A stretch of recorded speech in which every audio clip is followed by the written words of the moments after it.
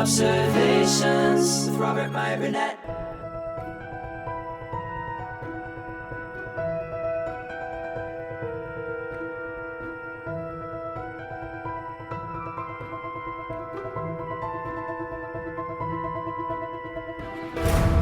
Here's an article or a letter that comes from Emil Johannson.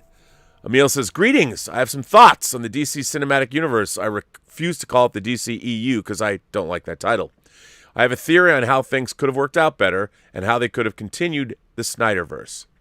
I once fantasized about what to do if I was in charge of making a Marvel video game.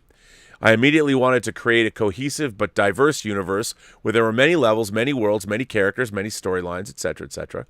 And I had thoughts and imaginationings about all sorts of different aspects, character arcs, story arcs, etc. However, then Spider-Man from Insomniac came out, and they used one character and his lore, and that game was better than what my imagination could produce, and I knew that. So why was that? I think the reason is that instead of having a million small ideas that would have cost an enormous amount of time and money, it's better to sometimes compress and focus these ideas on smaller projects. I think Square Enix did the same mistake with the Avengers game. They had a lot of different scenery and characters and a good plot, but basically it's just one game mechanic, raid through hordes of enemies by smashing combos, and that's it. I think that this might be controversial, but if Zack Snyder had compressed his ideas into a smaller project, it would have been easier for Warner Brothers to safely execute them, and it would have been easier for other storytellers to take their piece of the pie in the canvas. In Batman v Superman, not only does he introduce Wonder Woman, for example, but he gives her a backstory that Patty Jenkins ignores by making Wonder Woman 84.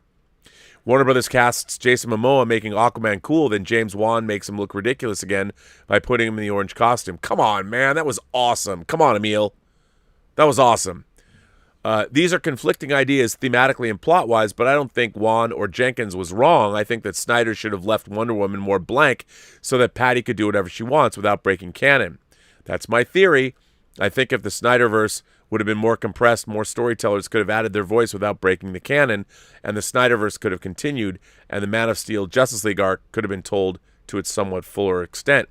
I do look forward to his and Olivia's North Mythology show on Netflix, and I'm not hung up on what could have been, but those are my thoughts on what should have been." Emil, that's a good idea.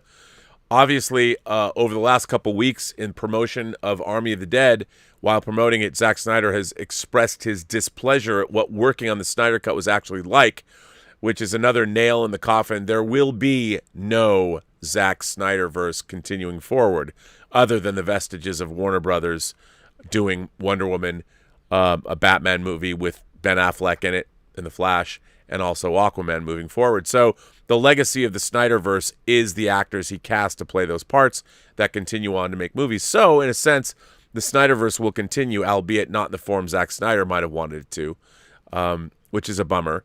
But this new AT&T and the merger deal with Time Warner and Discovery, or Warner Media and Discovery, it's dead. The Snyderverse is dead.